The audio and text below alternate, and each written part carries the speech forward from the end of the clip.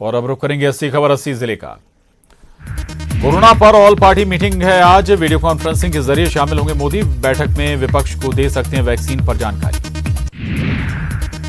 दिल्ली में किसान आंदोलन का 9वां दिन आज। कल होने वाली मीटिंग पर किसान करेंगे मंथन। राजस्थान समेत कई राज्यों के किसान दे रहे धरना। सरकार के साथ किसानों की चौथे दौर की बातचीत सकारात्मक रही। बैठक के बाद कृषि मंत्री नरेंद्र सिंह तोमर ने 5 दिसंबर की बैठक में समाधान निकलने की उम्मीद जताई।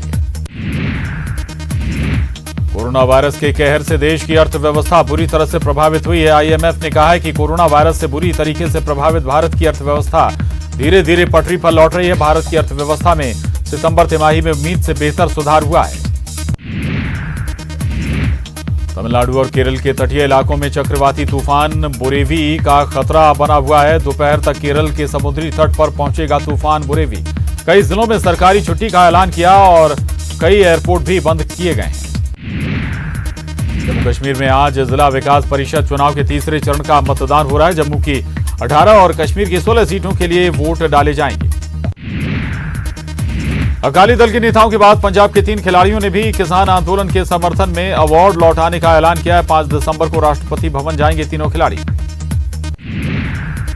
भारत और ऑस्ट्रेलिया के बीच आज 3 T20 सीरीज मैच की शुरुआत होगी। ये मुकाबला कैनबरा के मनुका ओवल में खेला जाएगा। सीरीज का पहला T20 मैच भारतीय समयानुसार दोपहर 1:40 पर शुरू होगा।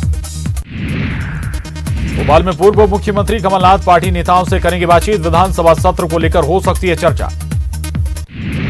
बैतूल में झल्लार थाना क्षेत्र के बोरीकास गांव के नजदीक पेड़ पर फंदे से लटकी मिली युवती की लाश के मामले में 24 घंटे बाद भी कोई खुलासा नहीं हो पाया है। 30 नवंबर से लापता हुई इस युवती की लाश 3 दिसंबर को गांव से 3 किलोमीटर दूर बरामद हुई थी। ग्वालियर के किसानों को पलवल में स्थानीय लोगों ने मदद की। लोगों ने खाने का सामान उपलब्ध कराया। दिल्ली आंदोलन में जा रहे किसानों को हरियाणा पुलिस ने रोक रखा है, जिसके बाद पलवल में 500 किसान फंसे हुए हैं। ग्वालियर में छेड़खानी के आरोपी पुलिस अधिकारी इंस्पेक्टर केएन त्रिपाठी को अग्रिम जमानत मिल गई है। हाईकोर्ट ने आरोग्य सेतु ऐप डाउनलोड करने की शर्त पर जमानत दी। एमपी में नक्सली क्षेत्रों से गांजे की तस्करी मामले में पिपलानी पुलिस ने तस्करी से जुड़े 6 आरोपियों को गिरफ्तार किया है। आरोपियों के पास से 1.75 क्विंटल गांजा बरामद किया गया है। आरोपी आंध्र प्रदेश और ओडिशा बॉर्डर से गांजे की खरीदी करते थे। भोपाल में अब रात को ठंड बढ़ने के आसार हैं। अगले 4 दिन में 2 वेस्टर्न डिस्टर्बेंस सिस्टम मौसम को प्रभावित करेंगे। 7 और 8 दिसंबर को तक तापमान में उतार चढ़ाव होगा। 9 दिसंबर से ही रात के तापमान में ज्यादा गिरावट होने का अनुमान है। सीएम भूपेश बघेल ने रायगढ़ में बाबा धाम में पूजा अर्चना की। भगवान शंकर का किया अभिषेक। महासमुंद में 2 दिसंबर तक 10,507 किसानों ने से 29,449 मीट्रिक टन धान की खरीदी हुई है। जिले में 130 से ज्यादा खरीदी केंद्र हैं। महासमुंद में सोशल मीडिया पर पीएम मोदी और गृह मंत्री अमित शाह के खिलाफ आपत्तिजनक पोस्ट। बीजेपी युवा मोर्चा ने पुलिस से की शिकायत। महासमुंद के बसना विकासखंड के नरसैया पल्लम में 29 नवंबर से चल रहा किसानों की हड़ताल खत्म। नरसैया पल्लम में धान खरीदी केंद्र बनाने के लिखित आश्वासन के बाद किसानों ने अपना चक्का जाम और धरना खत्म किया। महासमुंद में आबकारी विभाग के वेयर हाउस में स्थानीय मजदूरों को हटाने का विरोध। आबकारी वेयर हाउस में काम करने वाले 16 मजदूर पिछले 3 दिन से कर रहे हैं हड़ताल। आबकारी विभाग का काम ठप। शहडोल में 8 नवजातों की मौत के मामले पर स्वास्थ्य मंत्री प्रभुराम चौधरी ने कहा कि मुख्यमंत्री के निर्देश पर जांच कमेटी बनाई गई है। जो रिपोर्ट आएगी उस पर कार्रवाई की जाएगी। और ब्रेक बाद एक बार फिर रुक करेंगे 80 खबर 80 जिले का। जबलपुर पहुंचे ऊर्जा मंत्री प्रद्युम्न सिंह तोमर एक्शन में दिखे, जहां उन्होंने कॉल सेंटर का निरीक्षण किया। वहीं पावर ट्रांसमिशन कंपनी की अलग अलग इकाइयों का भी दौरा किया। आबकारी मंत्री कवासी लखमा ने सुकमा में 3 नए धान केंद्रों का शुभारंभ किया। किरलापाल में नए धान केंद्र के शुभारंभ कार्यक्रम में उन्होंने सरकार की जमकर तारीफ की। सतना में दुराचार के आरोपी और निलंबित परियोजना अधिकारी के बारे में राज्य मंत्री राम खिलावन पटेल के सिफारिशी पत्र लिखने और नवीन बहाली के निर्देश देने का मामला तूल पकड़ता जा रहा है। पूर्व मुख्यमंत्री दिग्विजय सिंह ने शिवराज सरकार और उनके मंत्रियों पर गंभीर आरोप लगाए। शिवराज सरकार की खेल युवा कल्याण मंत्री यशोधरा राजे सिंधिया अपने एक दिवसीय प्रवास पर ग्वालियर पहुंची, जहां उन्होंने महिला एकेडमी का औचक निरीक्षण किया। इसके बाद वो शिवपुरी के लिए रवाना हो गए। खंडवा में एक भीषण सड़क हादसे में दूल्हे समेत 6 बारातियों की मौत हो गई है। बारातियों से भरी ट्रैक्टर ट्रॉली मोजवाड़ी से मेहुल जा रही थी, जो रास्ते में पलट गई। दुर्घटना में कई लोग घायल हो गए। दिल्ली में चल रहे किसान आंदोलन के समर्थन में कांग्रेस उतर गई है। एमपी कांग्रेस का किसान मोर्चा किसानों के समर्थन में आंदोलन करेगा। मुख्यमंत्री भूपेश बघेल आज जशपुर जिले को करोड़ों की सौगात देंगे। सीएम भूपेश बघेल रणजीता स्टेडियम में आयोजित कार्यक्रम में जिले को 792 करोड़ 86 लाख रुपए की लागत से 196 योजनाओं की सौगात देंगे। सीएम भूपेश बघेल जिले में 568 करोड़ 80 लाख रुपए की लागत से बनने वाली 64 सड़कों के लिए भूमि पूजन करेंगे। मुख्यमंत्री कार्यक्रम में 38 करोड़ 28 लाख रुपए की लागत से पूर्ण हो चुके सड़कों के 40 कार्यों का लोकार्पण भी करेंगे। दिल्ली में सीएम भूपेश बघेल की प्रियंका गांधी के साथ मुलाकात हुई। जवाहर भवन में यह मुलाकात करीब 5.5 घंटे चली, जिसमें संगठन विस्तार और मजबूती पर चर्चा हुई।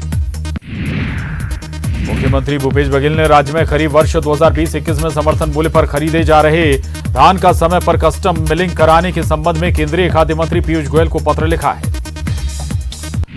पत्र में राज्य की कस्टम मिलिंग की क्षमता का उल्लेख करते हुए केंद्रीय पूल के अंतर्गत भारतीय खाद्य निगम में 26 लाख मीट्रिक टन उसना चावल और 14 लाख मीट्रिक टन अरवा चावल उपार्जन की अनुमति देने का अनुरोध किया है।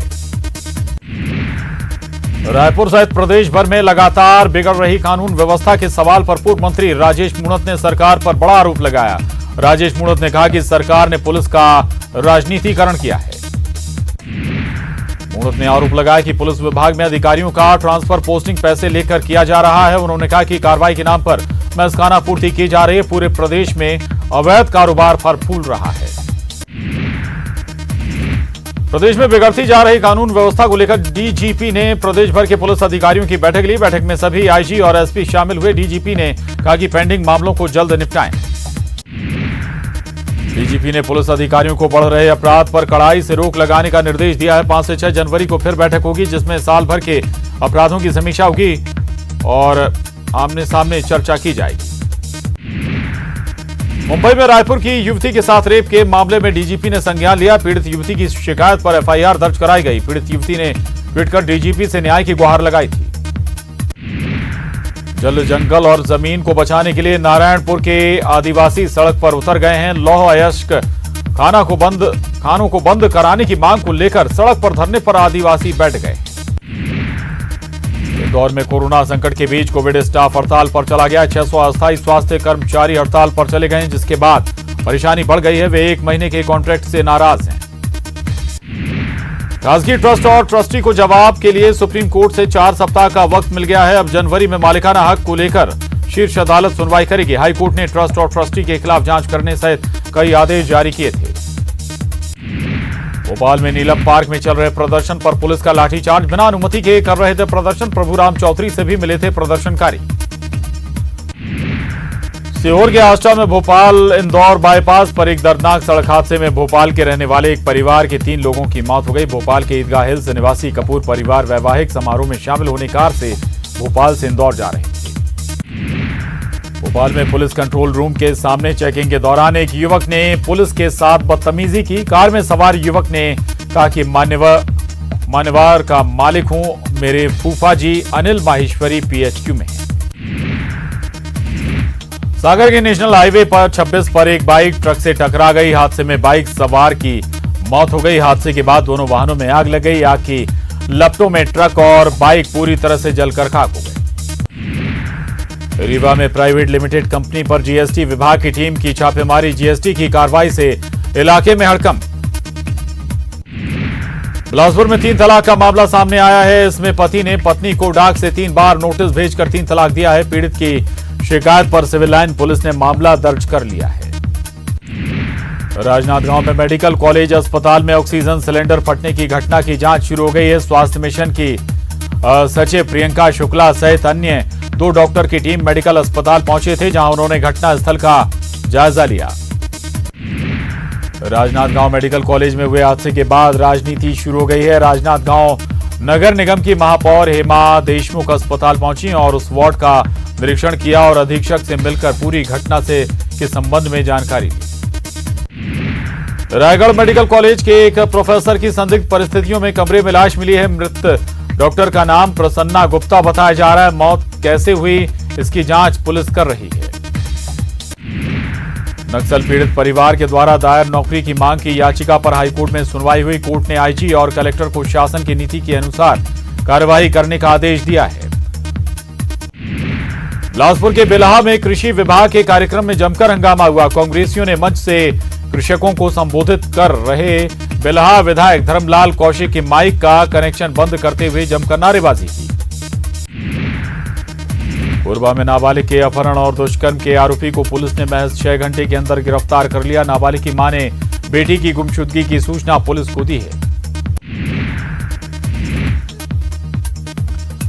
अंबिकापुर शहर के एक निजी अस्पताल में बच्चे को जन्म देने के बाद एक महिला की मौत होने का मामला सामने आया। घटना के बाद परिजनों ने अस्पताल प्रबंधन पर इलाज में लापरवाही बरतने का गंभीर आरोप लगाया है। राजनांदगांव जिले के डोंगरगढ़ में मानव तस्करी के मामले में रायपुर से निवासी बीजेपी की नेता भी गिरफ्तार हो चुकी हैं। वहीं अब इस मामले में राजनीतिक रंग भी ले लिया है। मुंगेली में धान खरीदी की तैयारियों की पोल खुलने लगी है। खरीदी के 2 दिन बीतने के बाद भी दर्जनों खरीदी केंद्रों में धान खरीदी शुरू नहीं हो सकी। कांकेर के पंचायत क्षेत्र चावड़ी बरकछार के ग्रामीणों ने कलेक्टर से मिलकर धान खरीदी केंद्र को बदलने की मांग की है। गांव से धान खरीदी केंद्र 8 किलोमीटर दूर है। ग्रामीण किसानों को यहां से वाहन की सुविधा भी नहीं मिल पाती। बेमेतरा जिले में धान खरीदी शुरू होते ही किसानों को भी बारदानों की आवश्यकता पड़ रही है, जिसके बाद अचानक बाजार में प्लास्टिक की पुरानी बोरी की बिक्री शुरू हो गई है। बिलासपुर रेलवे में एक बार फिर ठेका होने से 151 कुलियों का परिवार बेसहारा हो गया है। कुलियों ने अपनी समस्या को लेकर स्थानीय विधायक शैलेश पांडे से मुलाकात कर उनसे मदद मांगी।